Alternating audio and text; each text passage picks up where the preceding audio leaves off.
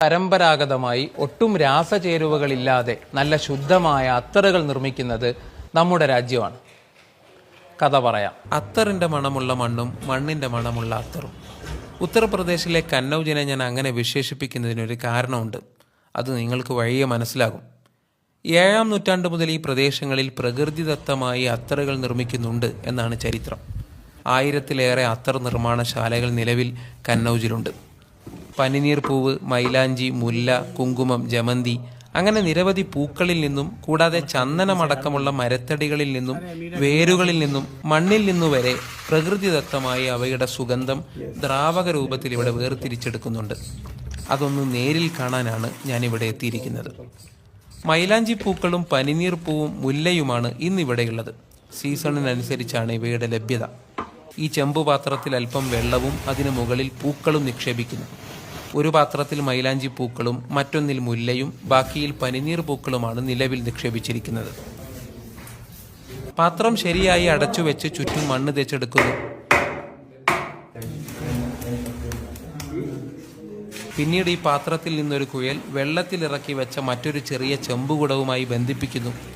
ശേഷം പ്രധാന ചെമ്പുപാത്രത്തിന് താഴെ തീ കത്തിച്ചെടുക്കുന്നു. പാത്രം ചൂടാകുന്നതോടെ അകത്തെ വെള്ളവും പൂക്കളിലെ ദ്രാവകവും നീരാവിയായി പതിയെ ഈ പൈപ്പ് വഴി ചെമ്പുകുടത്തിലെത്തുന്നു. ഇവിടെ എത്തുന്ന നീരാവി തണുക്കുന്നതിന് വേണ്ടിയാണ് കുടം വെള്ളത്തിലിറക്കി വെച്ചിരിക്കുന്നത്. 8 മുതൽ 10 മണിക്കൂർ വരെയാണ് ഈ പ്രക്രിയക്ക് ആവശ്യമായ സമയം. അതുവരെ ഈ പാത്രത്തിന് താഴെ തീ കത്തിച്ചു വെക്കണം. നീരാവിയായി കുടത്തിലെത്തിയ ദ്രാവകം പക്ഷേ പ്രധാന പാത്രത്തിലെ വെള്ളവും പൂക്കളിലെ ദ്രാവകവും ചേർന്ന മിശ്രിതമാണ്. ഇതിൽ നിന്ന് വെള്ളം മാറ്റിയെടുക്കണം. അതിനായി ഈ കുടം ഒരു ദിവസം അനക്കാതെ വെക്കണം.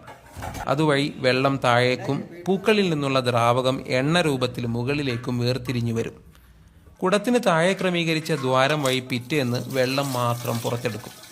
ബാക്കി വരുന്ന എണ്ണയാണ് പൂക്കളുടെ പ്രകൃതിദത്തമായ അത്തർ. അത് മറ്റു പാത്രങ്ങളിലേക്ക് മാറ്റി സൂക്ഷിച്ചു വെക്കുന്നു. പക്ഷെ കുടത്തിന് താഴെ ഇപ്പോഴും വെള്ളവും അത്തറും കലർന്നിരിക്കാനുള്ള സാധ്യതയുണ്ട്.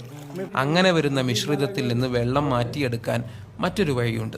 ഒട്ടകത്തിൻ്റെ തോല് കൊണ്ട് നിർമ്മിക്കുന്ന ഒരു തോൽപാത്രമാണിത്. അത്തർ നിർമ്മാണത്തിൻ്റെ അവസാനം അത്തറും വെള്ളവും ഒന്നുചേർന്ന മിശ്രിതം ഇതിലേക്ക് മാറ്റും. നമ്മുടെ ശരീരം വിയർപ്പിനെ പുറന്തള്ളുന്നത് പ്രകാരം ഈ തോൽപാത്രം വെള്ളത്തെ പതിയെ പുറന്തള്ളും. ഇന്ത്യയുടെ അത്തർ തലസ്ഥാനം എന്നാണ് കന്നൗജ് അറിയപ്പെടുന്നത്.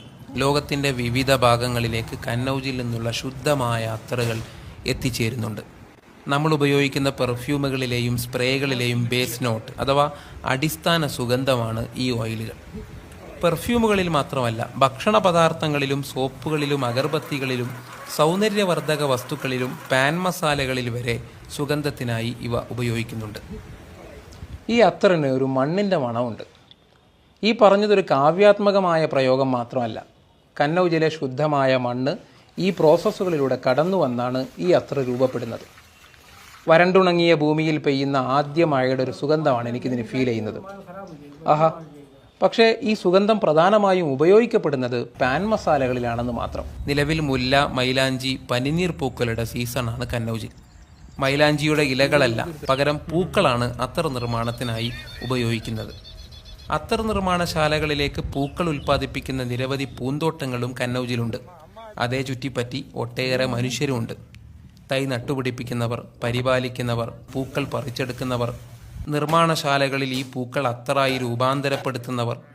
ഓരോ തുള്ളി അത്തറിലും ഈ മനുഷ്യരുടെ വിയർപ്പിൻ്റെ കൂടി സൗരഭ്യമുണ്ട്.